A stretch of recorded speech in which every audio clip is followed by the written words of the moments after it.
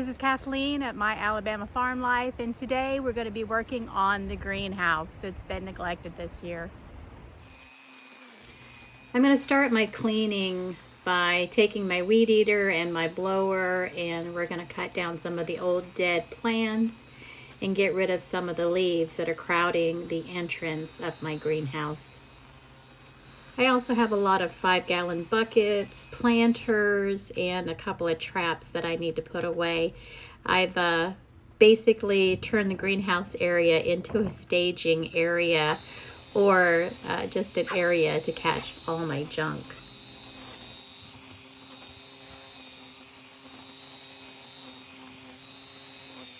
I have discovered the hard way that trying to take care of two properties is virtually impossible. A lot of times I end up focusing on my yard and my house and just making sure that I'm getting the basic stuff done. And then I don't pay attention to all the things that need to be done over at Eleanor's house. Basically, I've been talking about cleaning up the greenhouse and getting it ready to go for months now, and I'm just now getting to it. But then again, spring is right around the corner, and it's time to get these areas done and ready to go so I can get my starters started. I used to have a table inside the greenhouse, one of those plastic folding tables, but we used it to process the chickens, and now it's over on my property. We stored a lot of plastic containers and trays under that table, but as you can see, it's just a big old mess in here now. So I'm going to be moving these out of the way. I have purchased some other items that I want to fill this spot with, but I'll show you that towards the end of the video. So when I originally built the greenhouse, I did put down a weed barrier, but it was cheap and not real thick, and as you can see, the weeds have just grown right through it, and they've also come up from the side. I used tent stakes to keep the plastic down, but last year I pulled them all out, and it's given the opportunity for the grass to grow inside. So I've ordered some more tent stakes, and I'm going to get this all tacked back down and see if we can keep the grass out. And I'm also going to get some more weed barrier, and we're going to put that back down to cover up where all the grass has started to grow inside the greenhouse. I probably should throw all this stuff away, but it's amazing the things that you end up using or needing when you're doing starters and planting. Eventually they will get thrown away, but for right now I'm just going to move them off to the side to get them out of my way so I can finish cleaning.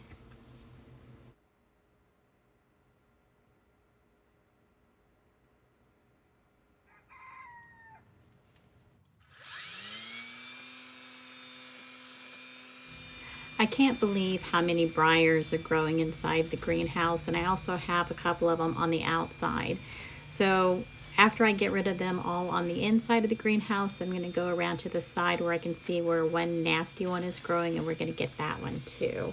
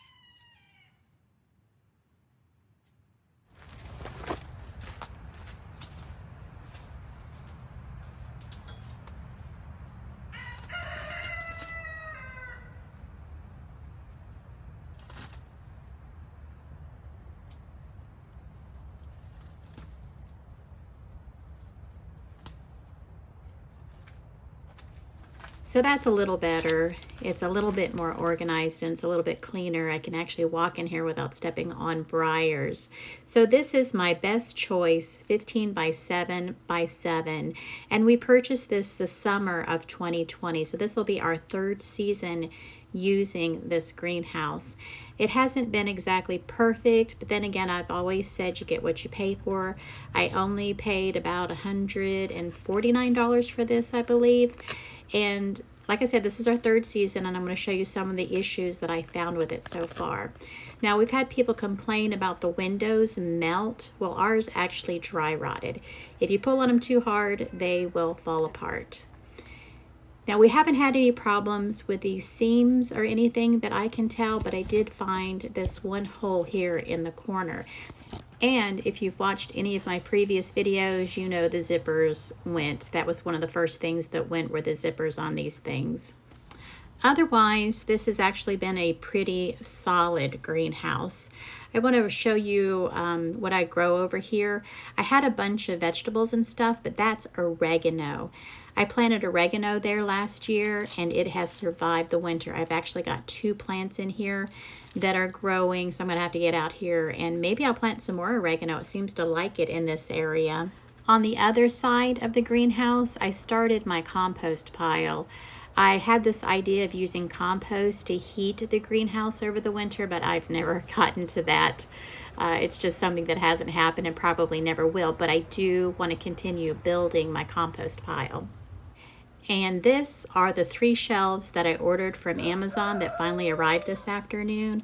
I'm going to be setting them up inside the greenhouse. These are the Best Choice 40-inch wide 4-tier mini greenhouses. So I'm hoping that I can use them to give my starts a better chance, especially when we have our freezes.